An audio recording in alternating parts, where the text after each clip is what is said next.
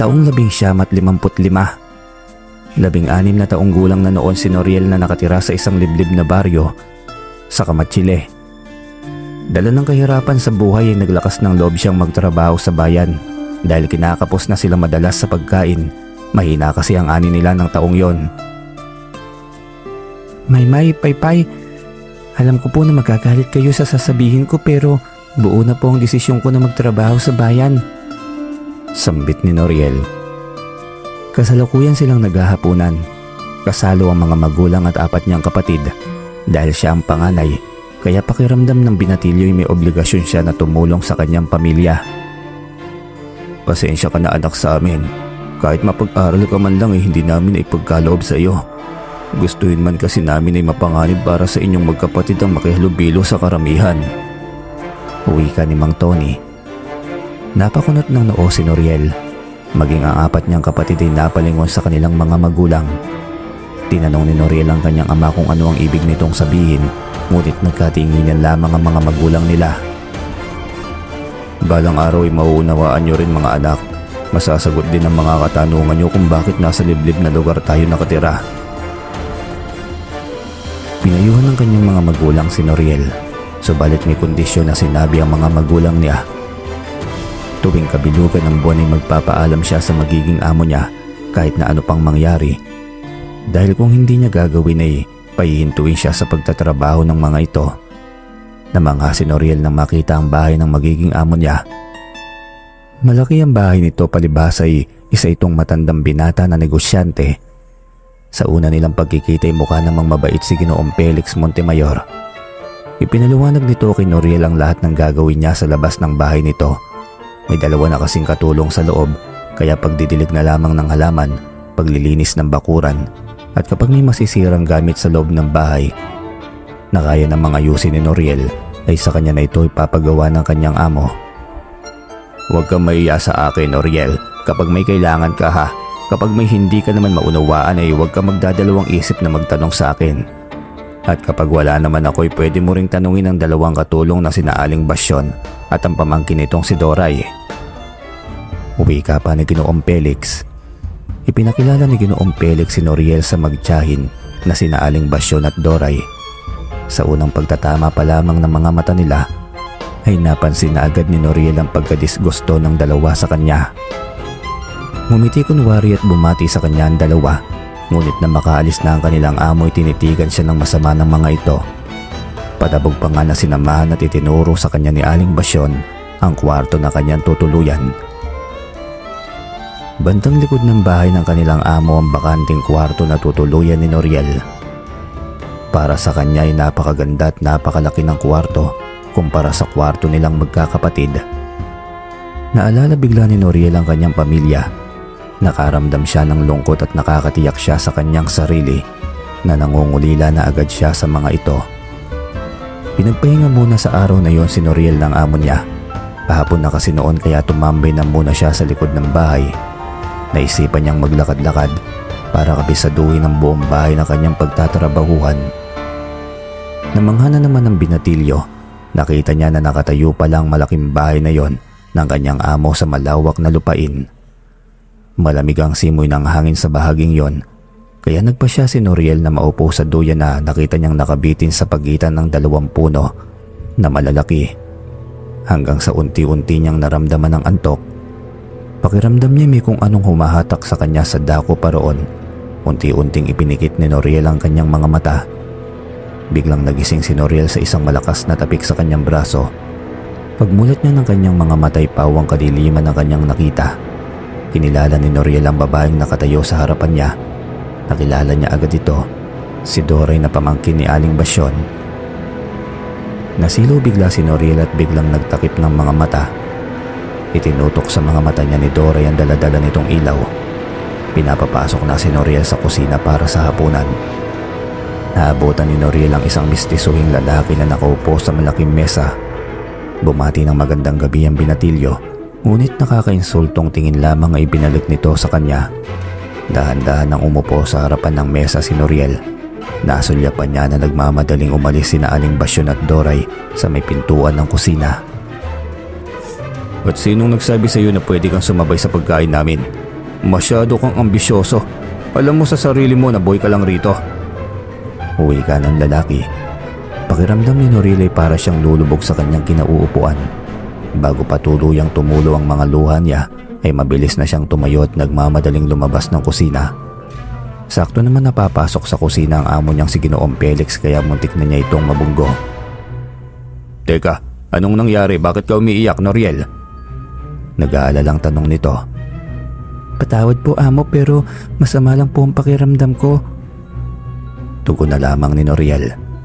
Magalang na itong nagpaalam at dire-diretsyong lumabas ng pintuan ng malaking bahay. Dumiretso siya sa kwarto niya sa likod bahay nang may maulinigan siyang nagtatawanan. Pinakinggang mabuti ni Noriel kung saan nagmumula ang mga boses.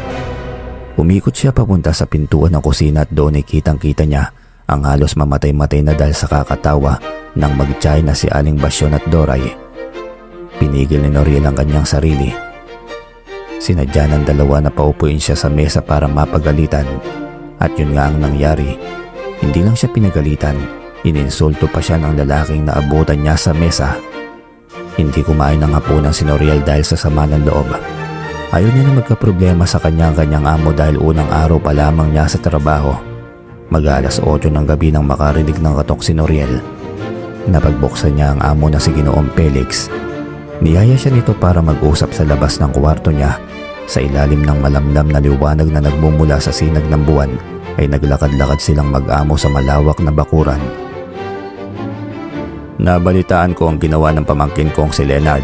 Pasensya ka na sa ginawa niya pero napagsabihan ko na siya na bago ka pa lang rito. At sa mga susunod sana ay ikaw na lamang ang umiwas sa kanya at ganun din sa asawa nitong si Harleen. Uwi ka ni Ginoong Felix. Napaisip si Noriel, may asawa na pala ang pamangkin ng kanyang amo. Humingi ng pasensya at nagpasalamat si Noriel kay Ginoong Felix pagkatapos ay nagpaalam na itong matutulog na kaya naman pumasok na rin sa kanyang silid ang binatilyo. Kahit papaano'y gumaan ang pakiramdam ni Noriel, hindi nga siya nagkamali. Mabait talaga ang kanyang amo. Kailangan lamang ng habaan ng pasensya sa pamangkin nitong si Leonard. Habang nasa kwarto at napapaisip si Noriel kung bakit hindi nag-asawa at nag-anak ang Ginoo. Bukod sa mayaman, mabait at gwapo din ang amo niya. Ipinikit na lamang ni Noriel ang kanyang mga mata. Gusto na niyang matulog para maaga rin siyang magising kinabukasan. Samantala sa bahay ni Noriel ay pabiling-biling sa higaan ng ina niya na si Aling Nancy. Hindi mawaglit sa isipan niya ang anak na si Noriel. Masyado siyang nag-aalala para sa kanyang panganay na anak. Paano kung napaagang kinakatakutan nilang mag-asawa? Matulog ka na mahal, huwag mong alalahanin ang anak nating si Noriel. Matagal pa bago sumapit ang kanyang pagbabago. Huwi ka ni Mang Tony. Kinabukasan ni nagising si Noriel dahil sa malakas na boses na nagmumula sa labas ng kanyang kwarto. Nang sipatin niya ang orasan ay mag-aalas 8 na pala ng umaga. Nagmamadaling bumalikwas ng bangon ng binatilyo at iniligpit ang higaan. Kitang-kita niya na may nag-aaway malapit sa pintuan ng malaking bahay. Agad niyang nabukaan si Leonard habang kaaway nito ang isang magandang babae. Hindi magawang lumabas ng kwarto ni Noriel. Tiyak na makikita siya ni Leonard kapag lumabas siya. Kulang-kulang kalahating oras bago natapos ang pag-aaway ng dalawa. Nagmamadaling lumabas sa kanyang kwarto si Noriel. Nagdilig ng mga halaman at nagwalis sa bakuran. Magandang umaga. Ikaw ba yung bagong tauhan ni Amo? Boses ng isang lalaki. Napalingon si Noriel. Nakita niya na isang lalaking tansya niya ay nasa 40 pataas ang edad. Magandang umaga rin po. Opo, ako nga po ang bagong tauhan ni Amo at ang pangalan ko ay Noriel. Magalang na tugon nito. Nagpakilala ang lalaki bilang Mang Atan, ang driver ni Ginoong Felix. Kararating lang umano nito mula sa bakasyon sa kanilang probinsya. Ayon kay Mang Atan ay hindi talaga maganda ang pag-uugali ni Leonard, maging ang asawa nito ay may sumpong din. Kaya kahit maliit na bagay ay palaging nauuwi sa pagtatalo. Dagdag pa ni Mang Atan, hindi magawang policy ng kanilang amo ang mag-asawa dahil nag-iisa lamang niya itong pamangkin. Nasa ibang bansa na naninirahan ng mga magulang ni Leonard, panganay na kapatid ni Ginoong Felix ang ama nito. Nabiyayaan ng dalawang anak ang mag-asawa, subalit sa hindi malamang dahilan ay hindi pinaalagaan ni Leonard sa mga magulang ng asawa niya ang dalawa nilang anak. Isang gabi nakita ni Noriel na nag-uusap sa labas ng bahay ang mag-asawang sina Ginoong Leonard at ang asawa nito. Tulad ng bilin sa kanya ni Ginoong Felix, si Noriel na ang umiwas at nagbago ng landas. Napapuntong hininga ang binatilyo. Kung iisipin ay wala naman siyang nagawang kasalanan, pero kinakailangan niyang umiwas dahil hindi maganda ang ugali ng pamangkin ng kanyang amo. Nang lumingon si Noriel ay ganoon na lamang ang pagkagulat niya dahil nakatingin sa kanya ang mag-asawa. Nagmamadaling umalis at lumayo si Noriel. Nakasalubong niya si Doray at seryoso ang mukha nito na tila ba namumugto ang mga mata. "Ayos ka lang ba, Doray? Baka may maitutulong ako," tanong ni Noriel. Lumingon sa kanya si Doray at sinabi na maganda si Noriel dahil darating umano ang mga magulang ni Leonard mula sa ibang bansa para magbakasyon at sa bahay ni Ginoong Felix tutuloy ang mga ito. Napaisip si Noriel kung bakit umiiyak si Doray. Anong kinalaman ng pag-iyak nito sa pagdating ng mga magulang ni Leonard? Nagkaroon ng maraming katanungan ang isipan ni Noriel. Mukhang marami pa siyang hindi alam sa pamilya ng kanyang amo. Isang umaga habang sabay-sabay na nag-aalmusal sina Ginoong Felix, Leonard at ang asawa nitong si Arlene, ay dinig na dinig ni Noriel kung gaano kasabik si Leonard sa nalalapit na pagdating ng kanyang mga magulang. Siya namang pagsulpot ni Doray sa kusina, may daladala itong isang mangkok ng sabaw na hiningi ni Leonard. Mula sa siwang ng bintana sa kusina ay naririnig ni Noriel ang mga sinabi ni Leonard. "O, parating na ang mama at papa ko. Ayaw na ayaw ko na makikitang lalapit ka sa papa ko. Dahil kung hindi mananagot ka sa akin." Sigaw pa ni Leonard. Mula sa kinatatayuan ay napakunot noo si Noriel. Mukhang may hindi magandang nangyari sa pagitan ni Doray at ng ama ni Leonard. Napaisip si Noriel at kahit na hindi pa man niya nakita sa personal ang ama ni Leonard, may pakiramdam siya na may hindi tama sa ugali nito. Isang tanghaling tapat at kasalukuyang naglalaban ang kanyang mga damit si Noriel nang tawagin siya ni Doray. Pinapatawag umano siya ni Leonard na nasa kwarto nito. Tumayo ang binatilyo at sumunod kay Doray. Pagkaakyat sa hagdan ay tinuro na lamang ng dalaga ang kwarto ni na Leonard. Nakatatlong katok na si Noriel bago mapagbuksan ni Leonard. Nakasuot pang ilalim lamang ito, kaya umiwas ng tingin ng binatilyo. "Aalis kami mamaya, kaya sumama ka sa amin. Magbihis ka na para may tagabitbit kami." Wika ni Leonard. Hindi agad nakaimik si Noriel. Kung iisipin ay bakit siya nito gagawin tagabitbit si Ginoong Felix ang amo niya. Napakislot si Noriel nang marinig ang malakas na pagbalibag ng pintuan. Naisip niya ang kanyang amo. Hindi siya nakapagpaalam dito dahil nasa malaking tindahan ito sa sentro ng bayan. Pagkatapos magbihis ay nagmamadaling lumabas na malaking bahay si Noriel. Lakad takbo ang ginawa niya para puntahan sa pwesto ang kanyang amo. Nakahinga lamang siya nang maayos na makita ang tindahan. Nakapila ang mga tao sa tindahan nito ng mga tela. Nagulat si Ginoong Felix na makita si Noriel. Sinabi agad ng binatilyo na isasama umano siya ni na Leonard. Sandaling natigilan ng kanyang amo pagkatapos ay tumanguna ito. At nang paalis na siya para bumaling sa bahay ay tinawag siyang muli ni Ginoong Felix. "Noriel, mag-iingat ka ha. At ako nang nakikiusap na pagpasensyaan mo na sila." Uwi ka nito. Napakabait talaga ni Ginoong Felix. Kilala nito ang pamangkin kaya ito na mismo ang humihingi ng pasensya sa kanya. Mula sa tindahan ay tumakbo ng mabilis si Noriel. Makalipas ng ilang minuto ay nasa labas na siya ng bahay ng kanyang amo. Biglang natigilan ng binatilyo nang makita ang galit na si Leonard. Nakatayo ito sa labas ng pintuan ng bahay at sa tabi naman nito ay ang asawa ni Arlene. Nadaanan ng mga mata ni Noriel sina Aling Basyon at Doray na nakasilip sa gilid ng bahay. "Saan ka nang galing? Hindi ba sinabi ko sa iyo kanina na aalis na tayo? Pero bakit ka umalis at pinaghintay mo pa talaga kami?"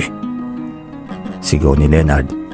"Pasensya na po, nagpaalam lang po ako sa amo ko kaya pinuntahan ko muna siya sa tindahan."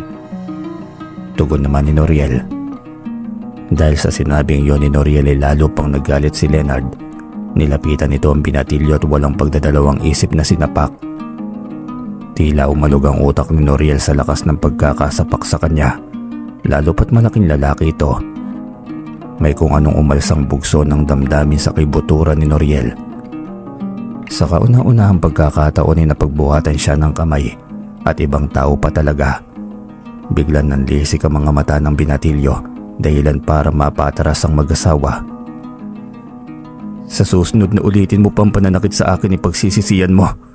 Hindi nga ako sinasaktan ng mga magulang ko tapos ikaw ginawa mo. At para ipaalam ko sa iyo, hindi kita amo kaya wala kang karapatan na saktan ako. Hindi magawang umimik ni Leonard. Nakapaskil sa isipan niya ang tila pamumula ng mga mata ng kaharap niya. Ilang sandali pa ang nakalipas. Hinila na ni Harleen ang asawa at hindi na isinama pang umalis si Noriel. Nang makaalis ng mag-asawa ay nagmamadaling nilapitan ni na Aling Basyon at Doray si Noriel. Namumula pa rin ang pisngi nito sa sapak ni Leonard.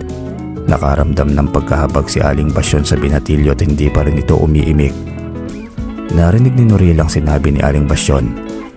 Mabuti naman umano at nilabanan niya si Leonard dahil masama ang ugali nito.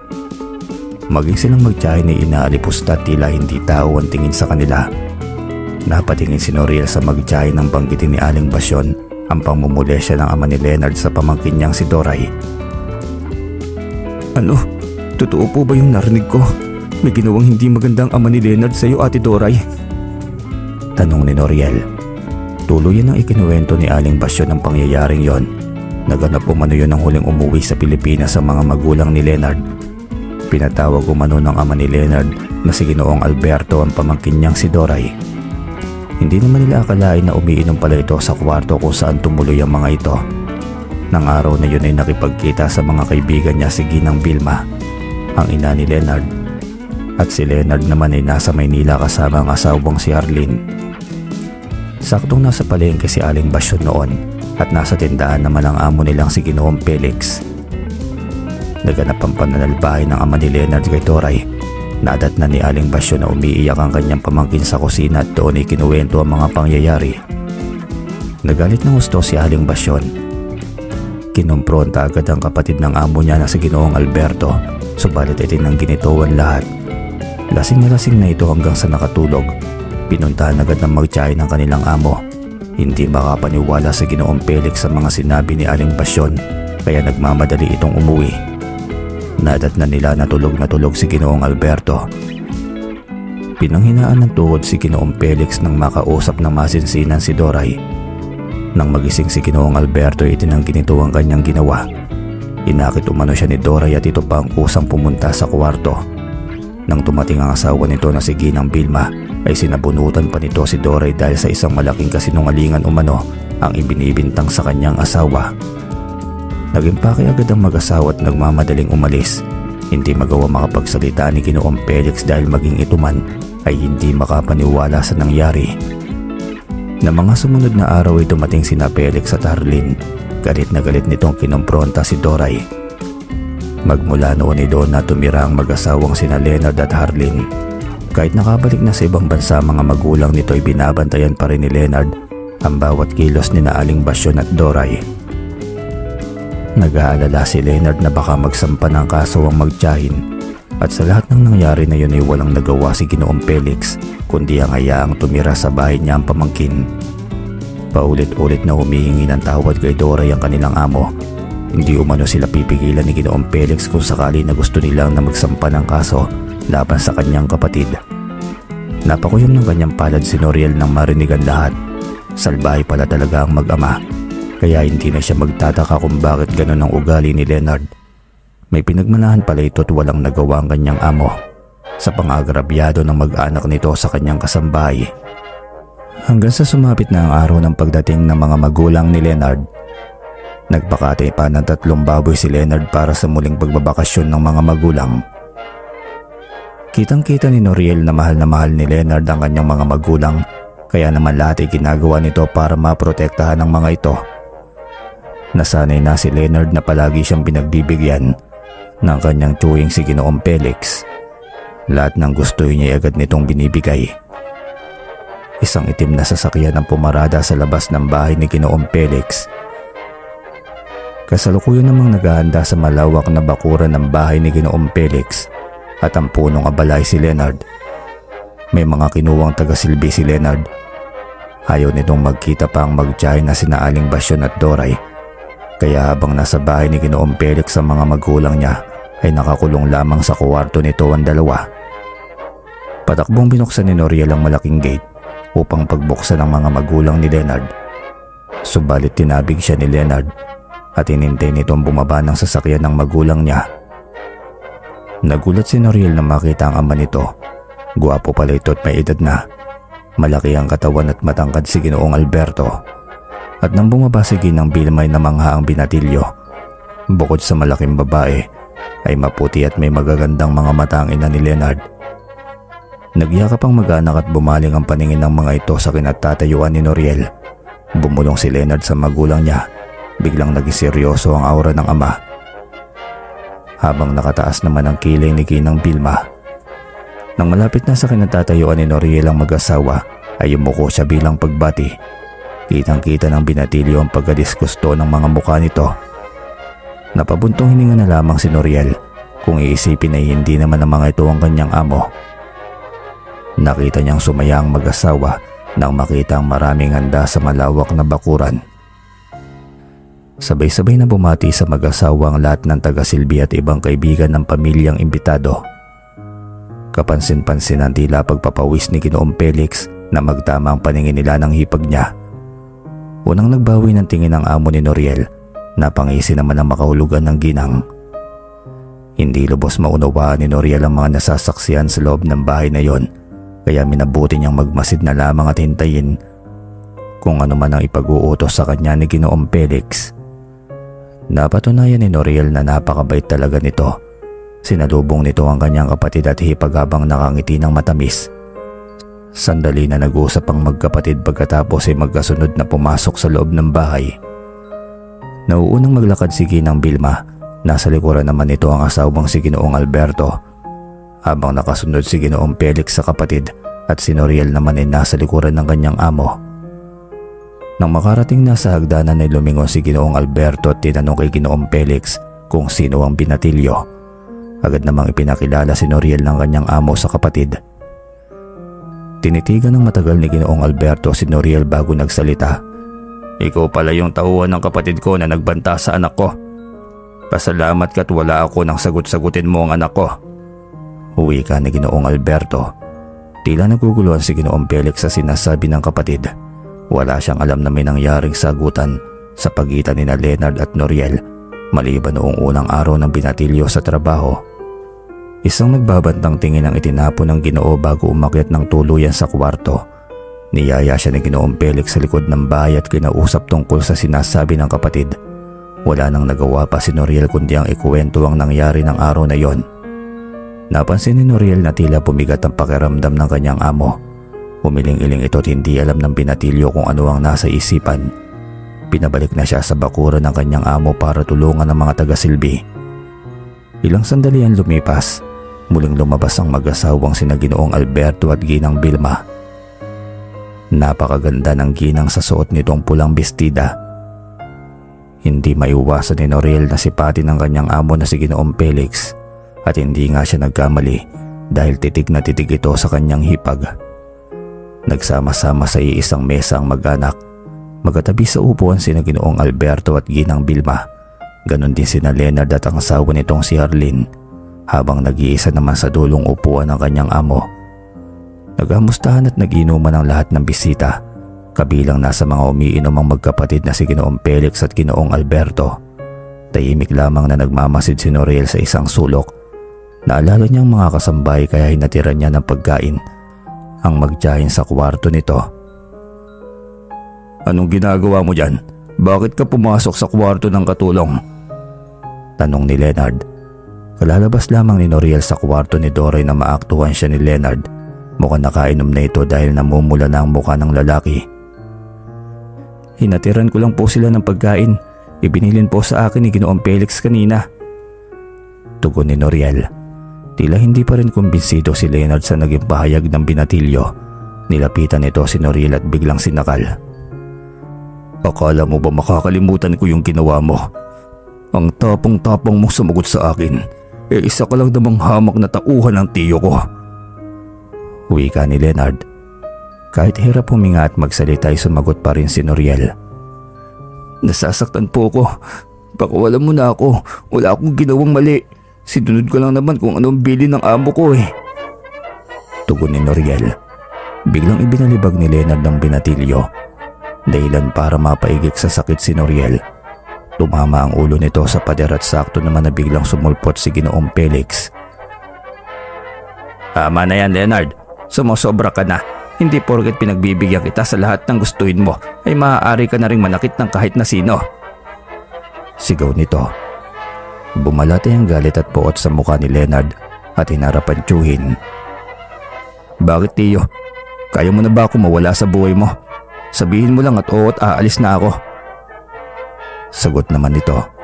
Inakala ni Noriel na paninindigan ng kanyang amo ang pagiging galit sa pamangkin. Subalit mabilis itong humingi ng paumanhin kay Leonard at nagmamadaling lumisan. Naging pala isipan kay Noriel kung bakit tila malaki ang takot ng kanyang amo sa pamangkin nito. Plano niyang itanong sa magtiyahin ng tungkol doon. Samantala, sa kwarto kung saan naroon si Doray ay nasaksihan niya ang mga nangyari. Mula sa butas ng bintana ay tahimik siyang nagmasid. Nakita niya ang mga katanungan sa mukha ni Noriel. Pang-apat na gabi simula nang dumating ang mag-asawa mula sa ibang bansa. Umaga pa lamang ay umalis na si Ginoong Felix papuntang Maynila.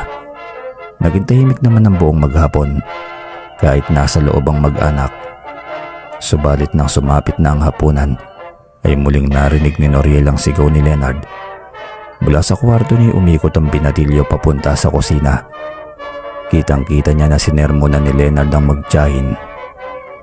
Nakayuko lamang si Doray habang si Aling Basyon ang nagpapaliwanag sa kung ano mang ikinagagalit ni Leonard. Ayusin ninyo ang mga trabaho ninyo mga tonta. Sambit pa nito bago lumisan. Lumapit si Noriel sa dalawa at tinanong kung anong problema. Natusta pala ni Doray ang pinalutong popcorn ni Harleen kaya galit na kinompronta sila ni Leonard. Galit na nagsalita si Aling Basyon. Kung hindi lang umano dahil kay Ginoong Felix baka matagal na silang lumayas. Naaawa lamang sila na iwanan ng mabait nilang amo. Na makabalik sa kwarto niya hindi pa rin dinadalaw ng antok si Noriel kaya naisipan niyang lumabas muli at magmasid sa napakaliwanag na gabi. Napakaganda ng gabing yon. Bilog na bilog ang buwan. Sumakay sa duyan si Noriel at nakangiti pang pinagmamasdan ito. Habang nagpapahinga ang binatilyo may kakaiba siyang naramdaman sa kanyang katawan. Biglang nag-init ang pakiramdam niya. Hindi alam ni Noriel kung bakit tila nakakaramdam siya ng labis na pagkauhaw, gayong kakatapos lang naman din niyang maligo. At uminom na rin siya ng maraming tubig bago lumabas ng kwarto. Hanggang sa nakarinig si Noriel ng mga kaluskos mula sa kung saan. Inisip niya na baka mga daga lamang yon.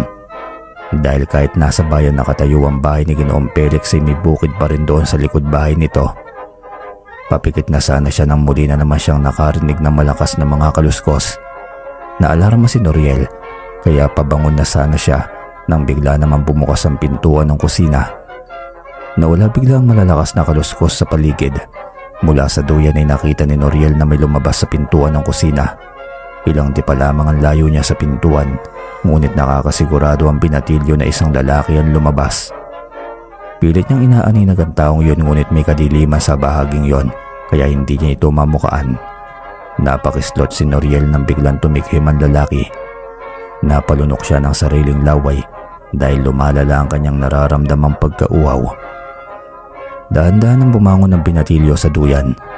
Nakita niya na nakatalikod ang lalaki sa kanya. Ikaw pala yan, Noriel. Bakit? Hindi ka rin ba makatulog? Tanong ni Ginoong Felix. Napalunok na lamang na sariling laway ang binatilyo nang marinig ang baritonong boses ng kanyang amo. Nagmadali nang tumayo ang binatilyo at binati si Ginoong Felix. Magandang gabi po, amo. Pasensya na po. Baka gusto po ninyong dumuyan. Ganun nga po, amo. Hindi po ako makatulog kaya nagpahangin muna ako rito sa duyan. Tugon naman ni Noriel. Umakbang papalayo sa pintuan si Ginoong Felix. At dahil sa liwanag ng buwan kaya nakita na ni Noriel ang mukha ng nakangiti niyang amo. May hawak itong isang kupita na may lamang alak. Subalit kahit nakangiti ito sa kanya ay nababasa ni Noriel na malungkot ang mga mata nito. Batid niya na may dinadalang suliranin ng mabait niyang amo. Hindi alam ng binatilyo kung paano niya mapapagaan ang loob nun, lalo na't isa lang siyang hamak na utusan. Wala siyang karapatan na damayan ito sa oras ng kalungkutan. Dinig na dinig ni Noriel nang lumagok ng sunod-sunod ng alak si Ginoong Felix. Nakatuon ang paningin niya sa malinis at maputi nitong leeg. Bakit tila lalo pang nag-iinit ang kanyang pakiramdam? May ipag-uutos po ba kayo sa akin, amo? Magalang na tanong ni Noriel. Gusto na niyang makalayo kay Ginoong Felix ng mga sandaling yon, kaya nang sabihin nito na wala itong ipag-uutos ay nagmamadali nang nagpaalam si Noriel. Nagpasalamat ang binata nang tuluyan na siyang nakapasok sa kwarto. Uminom siya ng halos 3 baso ng tubig. Pagkatapos ay humanap siya ng maliit na salamin at tinitigan ng malapitan ng kanyang sarili. Napakunot noo siya nang mapansin ng tila pangingitim ng talukap ng kanyang mga mata. Sinuri ng mabuti ng binatilyo ang kanyang katawan, at dahil hindi pa rin naiibsan ng pag-auhaw na kanyang nararamdaman, muli siyang tumayo para kumuha ng tubig, subalit napansin niyang tila pangangapal ng kanyang balahibo sa kanyang binti. Anong nangyayari sa akin? Bakit ako tinutubuan ng makapal na balahibo sa binti? Nag-aalala ang bulong niya. Muli siyang lumagok ng tubig, subalit lalo pang lumalala ang pag-auhaw na kanyang nararamdaman, hanggang sa narinig niya na tila may nagtatalo sa labas ng kanyang kwarto. Nagmadali siyang sumilip sa siwang ng bintana at yano na lamang ang pagkagulat ni Noriel nang makita na may kasama na sa labas si Ginoong Felix. Nakilala kaagad ni Noriel ang kausap ng kanyang amo, ang kapatid nitong si Ginoong Alberto, at tila may kung anong pinagtatalunan pa ang dalawa. Hanggang sa nanlaki na ang mga mata niya nang makita ang mabilis na pagtama ng kamao ni Ginoong Alberto sa mukha ng kapatid nitong si Ginoong Felix. Anime may kung anong umakyat at nagpainit sa ulo ni Noriel. Lalabas siya para tulungan ang kanyang amo, ngunit nang humarap siya sa salamin ay halos panawan siya ng ulirat nang makita ang makapal na balahibo sa kanyang muka. Nanlilisik rin ang kanyang mga pulang mata at maging ang pakiramdam niya ay lalo pang hindi naging normal. Ang tanging nais lamang niya ng mga sandaling yun ay makatikim ng sariwang pulang likido na nagmumula sa mga tao. Mabilis na lumabas sa kwarto si Noriel. Naulinigan pa niya ang pagbabangayan ng magkapatid. Kahit papaano may natitira pang katinoan sa utak niya. Dahil inaalala niya ang kanyang amo, at bago pa siya tuluyang mawala sa kanyang sarili, mabilis nang tumakbo papunta sa masukal na kakahuyan ng aswang na si Noriel. Muling nakarinig na naman ang binatilyo ng mga kaluskos, at ang mga kaluskos na yun ay sumusunod sa kanya. Huminto siya sa pagtakbo at nagpalinga-linga, ngunit wala namang tao sa paligid. Kaya mas binilisan niya pa ang pagtakbo. Gulong-gulo ang isipan ni Noriel kung bakit siya nagkaganon. Mistula siyang isang halimaw nang makita niya ang kanyang sarili sa salamin. Habang tumatakbo'y naaalala niya ang kanyang mga magulang. Kabilin-bilinan nga pala ng mga ito na kapag sumapit ang kabilugan ng buwan ay dapat na umuwi siya. Noon lamang naunawaan ni Noriel kung bakit sinabi sa kanya ang bagay na yon. Masyadong naging abala ang binatilyo sa bahay ng kanyang amo, kung kaya't maging ang mahalagang bilin sa kanya ay nakalimutan niya. Nang matansya ni Noriel na malapit na siya sa bahay ng amo niya, ay huminto siya at nagpahinga. Wala siyang kamali-malay na mula sa hindi kalayuan ay may mga matang palihim na nagmamasid sa kanya. Umiiyak, sumisigaw at nagwawala si Noriel. Alam niya na wala namang makakarinig sa kanya dahil bukod sa gabing-gabi na ay nasa gitna siya ng bukid. Ang hindi niya alam habang nagwawala siya at hindi matanggap ang kanyang pagkatao ay may mga matang tulad niya na lumuluha rin. Pagkatapos may labas ang sama ng loob ay nakarinig ng huni ng daga ang binatilyong aswang. Tumingala muna siya sa bilog na buwan. Gumalaw-galaw ang magkabilang tenga ni Noriel. Pagkatapos ay ibinaba niya ang kanyang paningin at tahimik na nagmasid sa paligid hanggang sa namataan niya ang isang malaking daga na tumatakbo hindi kalayuan sa kanya. Dahan-dahang lumapit si Noriel. At nang malapit na siya sa daga ay bigla niya itong tinalon, kaya wala nang kawala ang daga. Nang mahawakan niya ito'y walang pag-aalinlangan niyang sinipsip ang dugo nito mula leeg. Naibsan ang uhaw na nararamdaman ni Noriel Ibinalibag niya ang katawan ng walang buhay na daga. Napahagulgol naman siya ng pag-iyak hanggang sa namalaya na lamang niya na may dalawang nilalang na nakatayo sa kanyang harapan. At ang mga nilalang na yon ay katulad din niyang mga aswang. "Anak, alam namin ang hirap na pinagdaraanan mo. Kaya nga gusto namin na umuwi ka sa atin kapag kabilugan ng buwan." Uwi ka ng isang pamilyar na boses sa kanya. Lumapit ang isa pa sa kanya at tinawag siya sa kanyang palayaw. Lumakas ang hagulgol ng binatilyo na makilala ang kanyang mga magulang. Nag-iyakan lamang silang tatlo habang magkayakap. "Patawarin mo kami, anak. Ito ang dahilan kung bakit kailangan na sa liblib tayong lugar tumira. Ang pagiging aswang ay nasa lahi namin. At nang matuklasan ito ng iyong ina noong bago pa lamang kaming mag-asawa, ay siya mismo ang nagboluntaryo na maging katulad ko." Uwi ka ni Mang Tony. Lubos nang naunawaan ni Noriel ang lahat dahil sa labis na pagmamahal ng kanyang ina. Sa kanyang amay ginusto na rin itong maging kauri nila. Kaya maluwag na rin tinanggap ni Noriel ang kanyang kapalaran. Napagkasunduan nila na tatapusin lamang niya ang buwan na yon. Magpapaalam na siya sa kanyang amo para makalayo na rin dito at sa mga tao. Naalala niya ang kapatid nito ang si Ginoong Alberto. Kitang-kita niya nasaktan nito ang kanyang amo. Naalala rin ni Noriel ang kawalang hiyang ginawa nito kay Doray. Kaya nangako sa sarili si Noriel na tutulungan niyang mabigyan ng hustisya ang katulong at matapos na ang paghihirap ng kanyang among si Ginoong Felix. Kinabukasan, kakatapos lamang magkape ni Noriel nang biglang sumulpot sa harapan niya si Ginoong Felix. Bugto ang mga mata nito ngunit ngumiti ito nang makita siya. "Magandang umaga po, amo. May pag-uutos ka po ba sa akin?" "Magandang umaga rin, Noriel. Wala naman akong utos pero sumama ka sa akin." Nagmamadaling nagbihis si Noriel pagkatapos sinundan ng kanyang amo sa labas at nakita niyang kumaway ito. Nakasakay na pala ito sa isang kulay itim na sasakyan at hinihintay siya.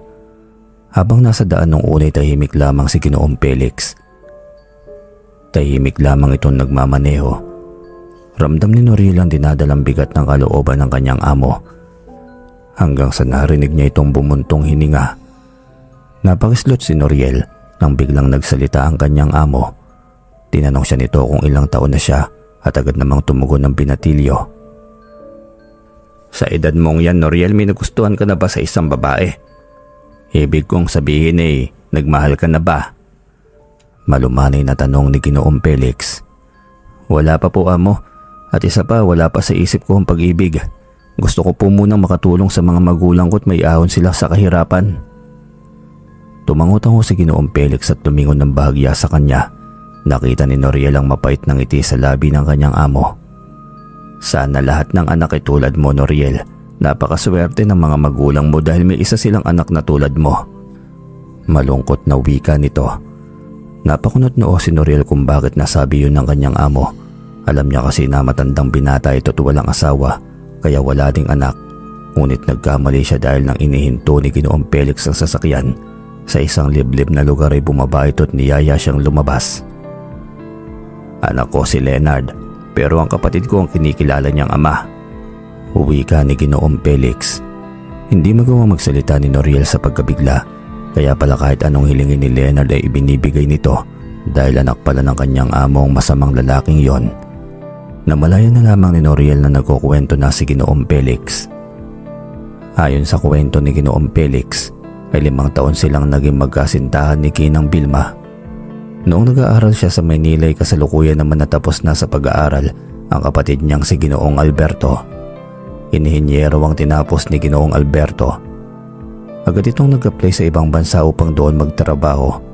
Habang inihintay nito na maayos ang kanyang mga papeles, ay tumutulong muna si Ginoong Alberto sa kanilang ama sa pagbabantay sa kanilang mga negosyo tulad ng tindahan sa kanilang bayan. Matagal nang magkakilala si Ginoong Alberto at ang nobyo ni Ginoong Felix na si Vilma. Magkaklase umano ang dalawa noong elementarya. Walang kamali-mali si Ginoong Felix na matagal na palang may gusto ang kuya niya sa kanyang nobya. Kaya pala pag pumupunta sa kanila si Ginang Vilma, noong high school pa lamang siya, ay umaalis agad ang kuya nito. Palagi itong umiiwas na makita silang magkasama ng kasintahan niyang si Ginang Vilma. Taga-kabilang bayan lamang ang nobya niyang si Ginang Vilma, kaya palagi itong pumupunta para bumisita kapag bakasyon sa eskwela ni Ginoong Felix. Kilala na si Ginang Vilma ng buong pamilya ni Ginoong Felix, kaya panatag siya na kahit wala siya, kapag gustong bumisita ng nobya sa kanila ay ayos lamang. Buhay pa ng mga panahong yun ang ama ni Ginoong Felix at Ginoong Alberto. Maaga umanong namayapa ang ina nila dahil sa sakit sa bato, at ang plano nilang magkasintahan ay magpapakasal sila kapag nakatapos na si Ginoong Felix ng kolehiyo. Dahil sa tagal na nilang magkarelasyon, may nangyari na sa kanilang magnobya at alam yun ng pamilya nila.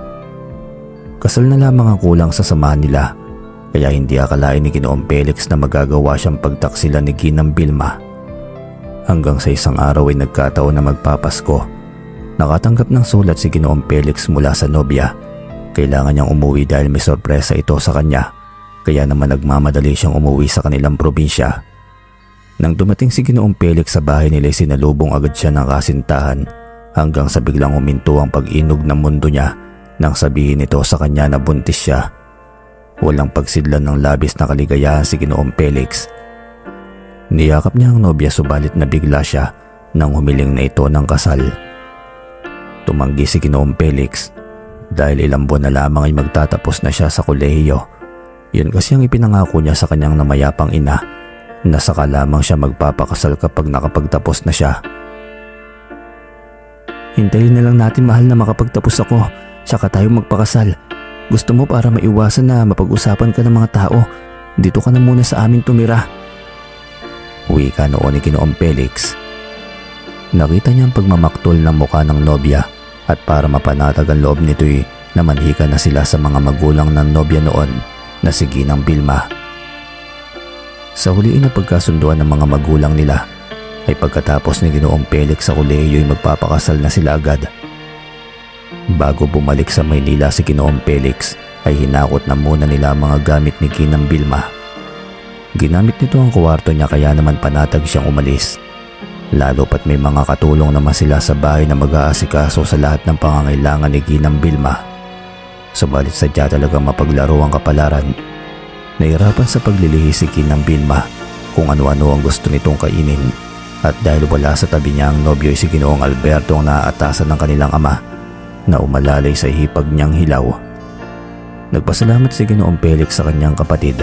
Ikinuwento sa sulat ni Ginang Vilma na nahihirapan ito sa paglilihi, pero wag umano siyang mag-alala dahil nandoon naman ang kuya niya. Malaki ang tiwala ni Ginoong Felix sa nobya. Ganon din sa kapatid niyang si Ginoong Alberto. Naisip niya na wala na masigurong masama dahil isa pa'y buntis ang kanyang kasintahan. Subalit wala siyang kamali-mali na ang pangyayari yon ay sasamantalahin ng kanyang kapatid. Dahil matagal na nga may gusto si Ginoong Alberto kay Ginang Vilma. Hindi lamang simpleng pag-aalaga ang binibigay at pinaparamdam nito sa hipag. Lalo pang lumalim ang nararamdaman ni Ginoong Alberto nang halos magdamag na niyang binabantayan dahil sa pagsusuka ng madalas at pagkahilo ng kanyang hipag. Maging ang mga katulong ay napapansin din yon. Ang pagkakalapit ng loob ng maghipag. Tikom na nga lamang ang kanilang mga bibig sa takot na baka mapalaya sila ng amo nila. Matuling lumipas sa mga araw at buwan. Kabuwanan na Ginang Vilma ngunit hindi pa rin magawang umuwi ni Ginoong Felix. Marami siyang ginagawa sa eskwela dahil 2 buwan na lamang at magtatapos na siya sa kolehiyo. Nanganak si Ginang Vilma at si Ginoong Alberto ang kasama nito sa ospital. Napagkamalan pa ito na asawa ni Ginang Vilma at ama ng bata. Isang pangyayari na hindi inaasahan ni Ginoong Felix ang sumalubong sa kanya. Tuwang-tuwa siya dahil sa wakas ay nakapagtapos na siya. Nang dumalo ang kanyang ama at kinamusta ang kanyang mag-inay, napansin ni Ginoong Felix na tahimik ito at parang natataranta. Kinabahan siya dahil hindi naman ganun ang kanyang ama. Kaya nagmamadali na siyang nagayos ng mga gamit at sumama sa kanyang ama pauwi ng probinsya. Sabik na siyang makita ang kanyang mag-ina.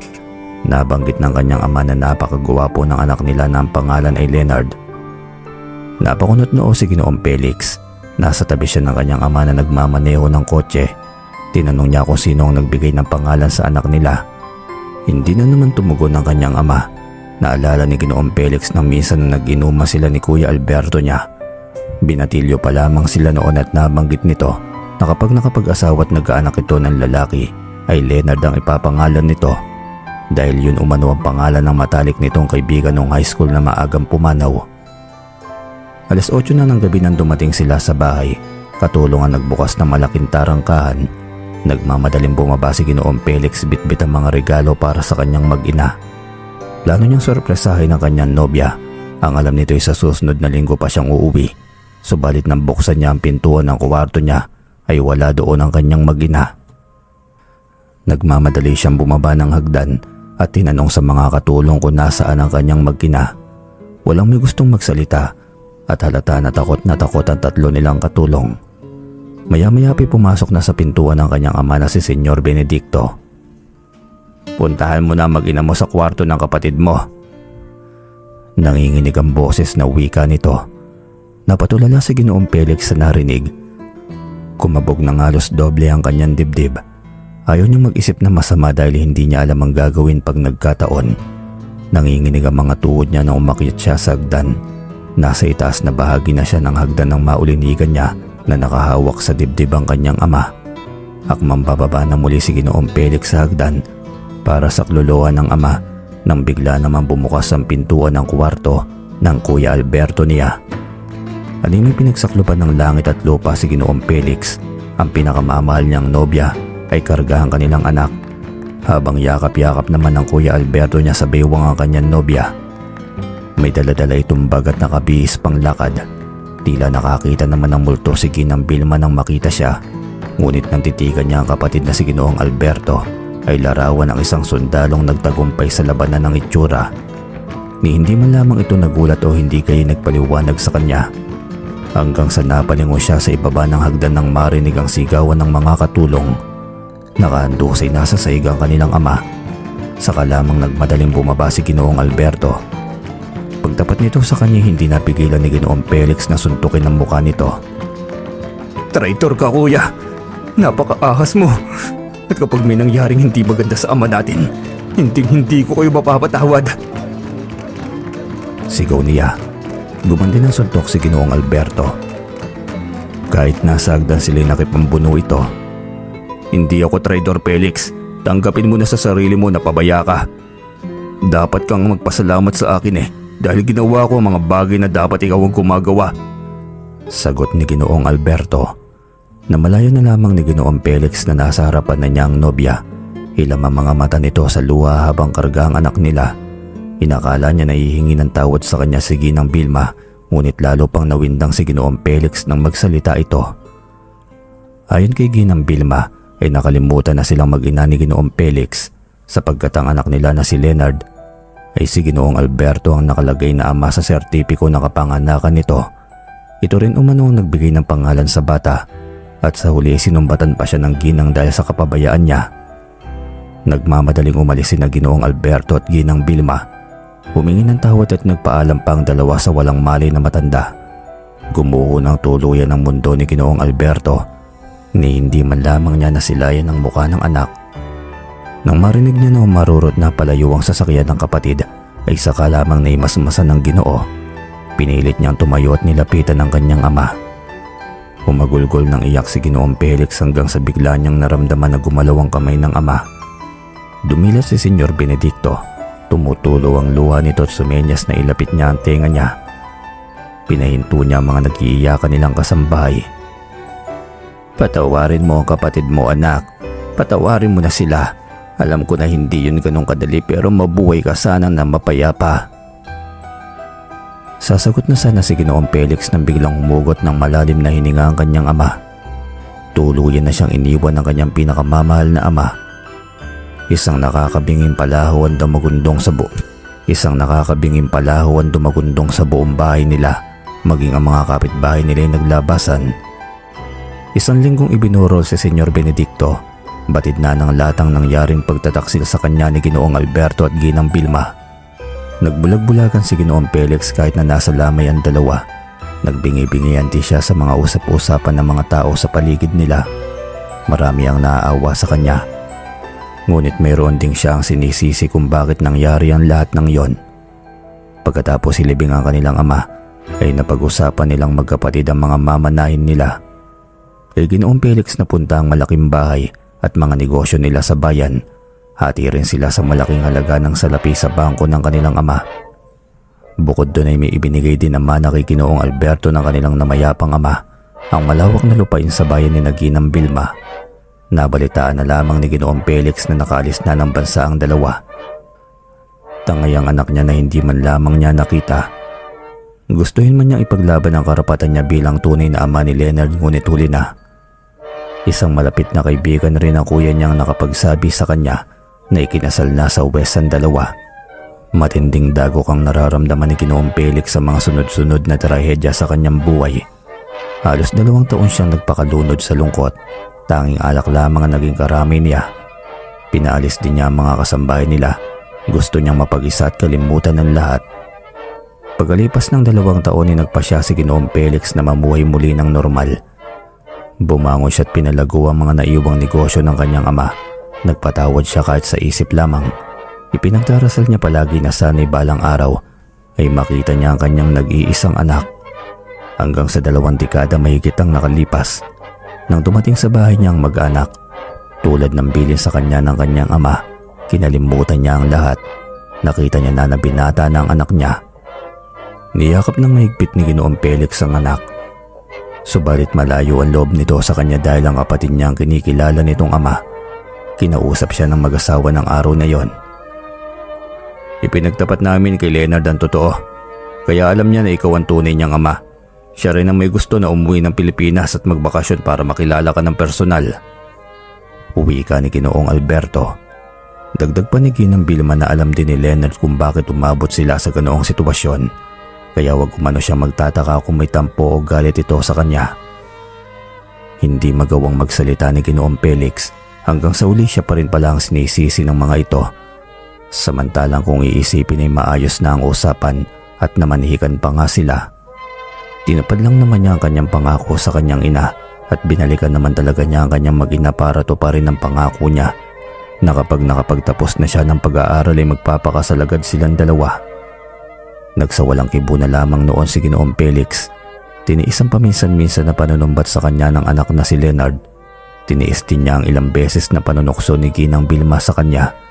Alam niya sa mga mata nito na may pagtingin pa rin ito sa kanya. Ngunit si Ginoong Felix ay matagal na niyang pinatayan dating pag-ibig sa dating kasintahan na ngayon ay hipag na niya. Napapadalas ng pagtatalo ang mag-asawa kaya minsan sa tindahan na natutulog si Ginoong Felix. Ayaw niyang makialam ni madamay pa sa problema ng dalawa. Hanggang isang nakakapanindig balahibo na naman ang nangyari. Umiiyak na nagsumbong sa kanya ang katulong nilang si Doray. Pinagsamantalahan umano ito ng kuya niya. Tila gumuho na naman ang mundo ni Ginoong Felix. Itinanggi ng kapatid niya ang nangyari.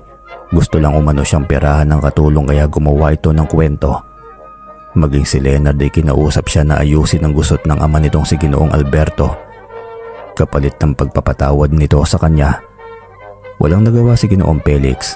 Tumakas ang kapatid niya at sa kanya naman iniwan ang problema ang ginawa nito. Mabuti na lamang at mabait ang magtiyahin na sina Aling Basyon at Doray. Lumuhod siya para humingi ng tawad. Ngunit pinatayo agad siya ng dalawa. Wala umano siyang kasalanan sa nangyari. Naramdaman naman ni Ginoong Felix ang pagiging mabait at tapat na kasambahay ng dalawa. Hanggang sa paglipas ng mga taon ay muli na naman bumalik ang mag-anak. Tulad ng dati ay walang nagawa si Ginoong Felix, ngunit natuto na siyang manlaban at sumagot sa kanyang kapatid. Kaya naman nagpang-abot sila ng nakaraang gabi. Napabuntong hininga na lamang si Noriel nang marinig ang buong katotohanan. Napakabait nga pala talaga ng amo niya, kaya naman lalo pang umigting ang lihim niyang galit kay Ginoong Alberto.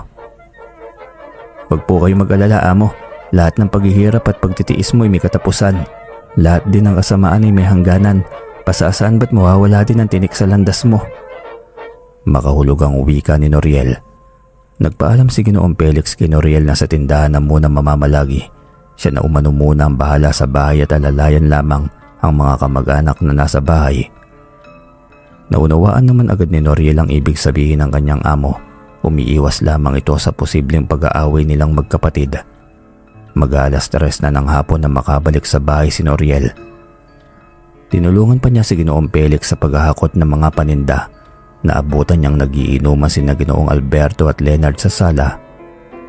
"Hoy Dugyot, bakit ngayon ka lang?" tanong ni Leonard. "Tinulungan ko po kasi sa tindahan si Amo," sagot niya. Nagtawanan ng dalawa nang marinig ang sinabi nito. Pinalapit siya ni Ginoong Alberto ngunit nanatili lamang siya sa kinatatayuan niya. Alam ni Noriel na may gagawin na naman itong hindi tama sa kanya. "Bingi ka ba? Ang sabi ko'y lumapit ka rito. Gusto mo pa yatang masaktan eh," sigaw ni Ginoong Alberto. Hindi nga nagkamali si Noriel. Nang lumapit siya dito ay mag-asawang sampal ang pinakawalan nito sa kanyang buka. Nasaksihan ni Doray ang lahat. Palihim siyang nagmamasid sa likod ng kortina. Kinagabihan, mag-aalas 7 nang mag-isang kumain ng hapunan si Ginang Vilma. Nalasing ang mag-ama kaya pinagpahinga muna niya sa sala kung saan inabot na ng antok ang mga ito. Mag-aalas 11 ng gabi nang maalimpungatan si Ginoong Alberto. Sa halip na sa kwarto nilang mag-asawa ito pumunta, ay doon sa kwarto siya ni Doray. Naalimpungatan naman si Doray sa malakas na katok. Inakala niya na kanyang tiyahin nito kaya binuksan niya agad. Napasigaw si Doray na makita si Ginoong Alberto. Ulas nito kaya may lakas na para puwersahin siya. Napasigaw na malakas si Doray dahilan para magising si Aling Basyon. Nagising din si Ginang Vilma kaya nagmamadali itong bumaba ng hagdan. Naabutan nito ang kanyang asawa na pinagtutulungan palabasin ng magtiyahin sa kwarto. Sumigaw na malakas ang ginang kaya narinig ni Noriel na patulog na sana sa kanyang kwarto. Nagmadali itong tumayo at inalam kung ano ang nangyayari. Nakasarado ang pintuan kaya hindi siya makapasok. Hiyakan ni na Aling Basyon at Doray lamang ang kanyang naririnig kasabay ang malakas na boses ni Ginang Vilma. Tumingala si Noriel at naganap ng bukas na bintana. Nakita niya na nakabukas ang bintana ng kwarto ng kanyang amo. Mabilis na nagpalit ng anyo ang binatilyo at walang kahirap-hirap na tinalo ng bintana. Mula sa silid ni Ginoong Felix ay lumabas siya at dumiretso sa hagdan. Naabutan niyang pinagtutulungan ni Ginang Vilma at Ginoong Alberto na bugbugin ng magtiyahin. Galit na tinalo ni Noriel ang mag-asawa at walang pag-aalinlangang inatake. Gulat na gulat ang mag-asawa nang makita ang isang aswang na umaatake sa kanila. Kalmot sa iba't ibang bahagi ng katawan ng tinamo ng dalawa. Takot naman na sumiksik sa gilid ang magtiyahin. Sa isang iglap ay walang pagdadalawang isip na dinukot ni Noriel ang puso ng mag-asawa. "Napakasama ninyo, kaya nararapat lamang natapusin ang mga walang kwenta ninyong buhay," wika pa ni Noriel. Hindi na magawang magsalita ni na Aling Basyon at Doray. Naawa ng gusto si Noriel na makita na putok ang uso ni Aling Basyon habang halos mapunit na ang damit ni Doray. "Umalis na kayo at wag nang babalik pa. Ako nang bahalang umako sa nangyari at sa walang hiyang mag-asawang ito." Mahinang bulong ni Noriel kana Aling Basyon at Doray. Nakilala naman agad ng magtiyahin ang boses nito. Ilang sandali pa'y nagpalit na siya ng anyo at bumalik na sa pagiging tao. Nagpasalamat ng magtiyahin sa kanya at nagmamadali na kinuha ang mahalagang gamit bago lumisan. Habang pinagmamasdan ng walang buhay na katawan ni Ginoong Alberto at Ginang Vilma, ay wala man lamang naramdaman ng pagsisisi ang binatilyo.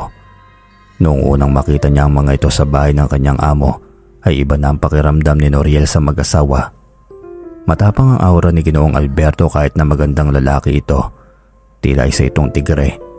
Sa kung paanong paraan ito tumitig kapag nagalit.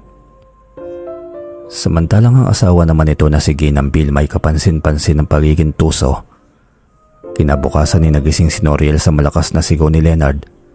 Kahit alam na niya ang nangyari sa mga magulang nito, ay nagpanggap pa rin siyang inosente. Nagsisigaw sa labas si Leonard at humihingi ng tulong. Naabutan niyang wasak ang katawan at dibdib ng mag-asawa at wala ng mga buhay. Samantala habang nasa daan at naglalakad pa uwi si Ginoong Felix sa bahay nila, malapit lang naman ang tindahan nila kaya sa umaga nilalakad lamang niya ito. Nang bigla niyang nakasalubong ang kapitbahay nilang si Mang Lando. "Ginoong Felix, magmadali ka! Ang kapatid at hipag mo patay na!" wika nito. Halos lipa rin ni Ginoong Felix ang daan para marating lamang agad ang bahay nila. Malayo pa lamang ay nakita na niyang maraming tao sa labas ng bahay. Nanlumo ng gusto si Ginoong Felix nang makita ang brutal na naging sanhi ng kamatayan ng dalawa. Iyak ng iyak sa isang tabi si Leonard at ang asawa nitong si Harleen. Hinanap ng mga mata niya ang dalawang katulong, subalit nang tingnan niya ang mga ito sa kani-kanilang kwarto ay nawawala ang mga gamit nila. Nahulog sa malalim na pag-iisip si Ginoong Felix. Batid niya na hindi magagawa ng magtiyahin ng karumal-dumal na pagpaslang.